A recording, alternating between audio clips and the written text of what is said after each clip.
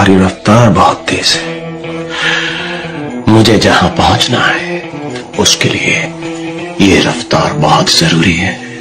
नमस्कार, आज सोडायचं होतं आपल्याला औषध आणि फवारा पण मारायचं होता। मग काय घराचं काम एकदम जोरात चालू होतं। तिकडे आपण पण औषध सोडत होतो। मग काय कारागीर पण आलेला होता। कारागीर म्हणे सिमेंटच्या गोणी लागून राहील। मग काय सिमेंटच्या गोणी घेतला, चाललं बुचोरीच्या इच्छा पिढी।